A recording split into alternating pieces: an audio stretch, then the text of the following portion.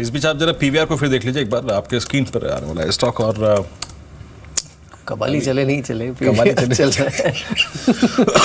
PVR eight all time high, करीब 8.5% ऊपर 1120 के स्तर पे, यानी प्रीवियस हाई, यानी करीब 1076 के भाव को क्रॉस करके अगर आप देखें, ये कहते हैं कवाली का कमाल आपके स्क्रीन पर। लेकिन मैं इससे पहले अगर आप देखें आइनॉक्स लेजर को देखिए, 3.5% ऊपर 8 रुपये का मूव यहाँ पे 240 के सब भागे हुए हैं।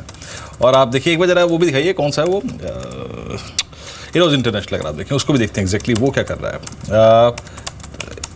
एक बार सारे एग्जीबिशन पूरा पैक दिखा दीजिए, चंग दिखा दीजिए एग्जैक्टली वो क्या कर रहा है इस वक्त। आइनॉक्स तेज, पीवीआर तेज, इरोज अगर आप देखें ऑलमोस्ट 212-30 के स्तर पे कारोबार कर रहा है।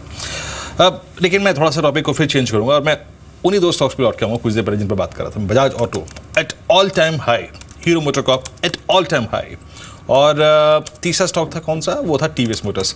ये टंडन साहब, इन तीनों में से प्रिफर्ड स्टॉक कौन सा रहेगा आपका अगर आपको खरीदना ही है तो इस वक्त?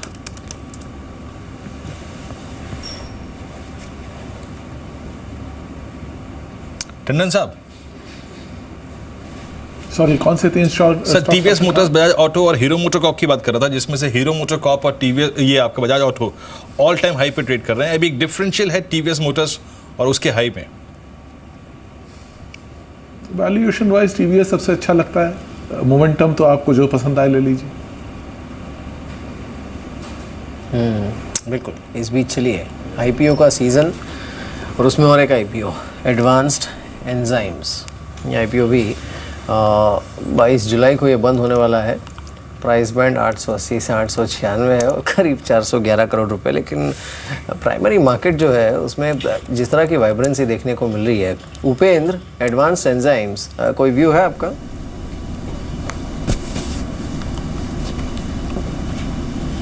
इतना डिटेल में स्टडी नहीं किया हूँ, लेकिन फर्स्ट इंप्रेशन जो दिख रहा है based on some of the information what I collected is it's a good company, it's a unique company and with a good established business model of enzymes and other product lines. So मेरे ख्याल से from IPO perspective, considering जो market अभी चल रहा है, I think it will be good issue to subscribe and I think there will be some pop on the definite listing. लेकिन हमें एक याद रखना चाहिए कि हम लोग बहुत सारे फिगर्स सुनते हैं, ग्रे मार्केट ये प्रीमियम चल रहा है, वो प्रीमियम चल रहा है। I would strongly suggest investors की उसके ऊपर मत जाइए। ये मार्केट में अच्छी कंपनी रहेगी तो थोड़ा सा ऑफकोर्स आपको प्रॉफिटेबिलिटी उसमें अच्छी मिलेगी on listing, but many times the grey market premiums can be misleading, so that has to be taken into account. एक और स्टॉक देख लेते हैं, उसके बाद कुछ आपको बड़े इंटरेस्टिंग फैक्ट और बताएंगे, और मेरे सहयोगी मेहर वो तो मुंबई से ही है तो वो उस खबर को थोड़ा सा और बारीकी से बताएंगे। लेकिन इससे पहले अगर आप देखें एक बार ग्रीव्स कॉटन को देखिए 3.25% ऊपर, और गुजरात फ्लोरो करीब 15% ऊपर, और अगर आप देखें तो IFCI करीब 2% ऊपर कारोबार करता हुआ। और मिड कैप में बहुत बात हमने करी नहीं है आज फ्रेंकली स्पीकिंग। उसके बाद देखिए आप आइनॉक्स की बात कर चुका हूँ मैं, इसको छोड़ते हैं। जेके लक्ष्मी सीमेंट ये करीब 2% ऊपर, 8 रुपये की तेज़ी यहाँ पर है। कुछ BTC रेट आइडेंटिफाई करने की सोच रहा था मैं।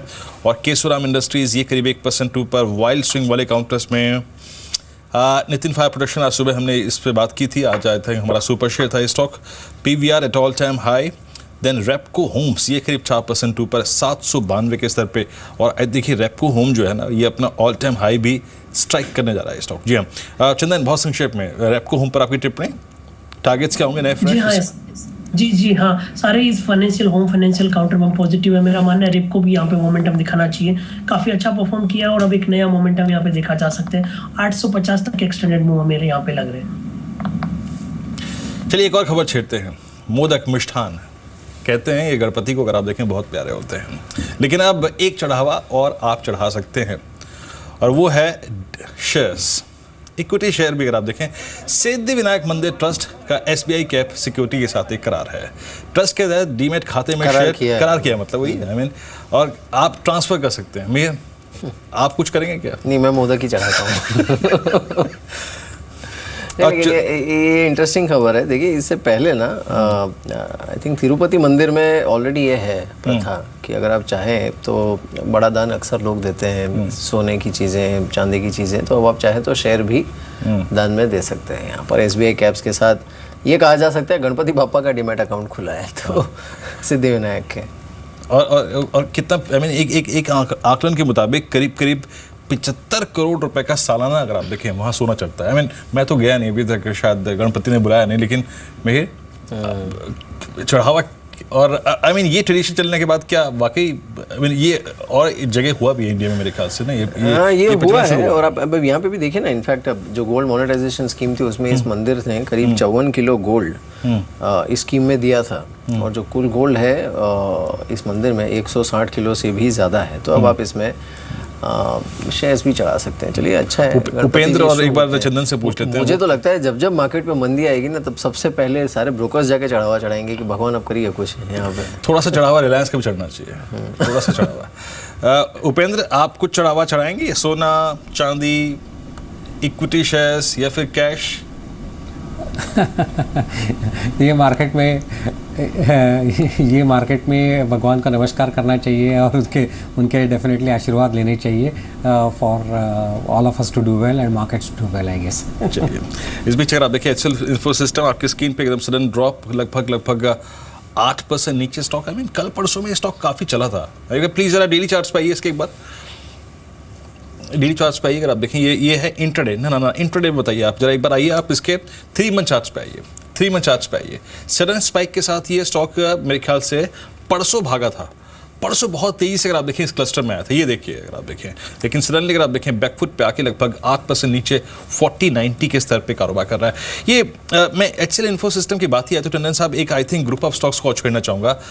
IT हार्डवेयर, IT एजुकेशन, जिसमें एपटेक को शामिल कर सकता हूँ मैं, NIT को शामिल कर सकता हूँ, इनमें से कोई स्टॉक सर आपको इन लेवल्स पे इंटरेस्टिंग लग रहा है क्या इस वक्त? देखिए, इंडिविजुअल स्टॉक्स भले कुछ ना कुछ अच्छे कर सकते हैं, लेकिन अगर आप थीम देके चलेंगे, IT एजुकेशन ने कोई बहुत ज़्यादा लोगों के लिए पैसे नहीं बनाए हैं, हालांकि वो थ्योरेटिकली एक अच्छा एरिया है।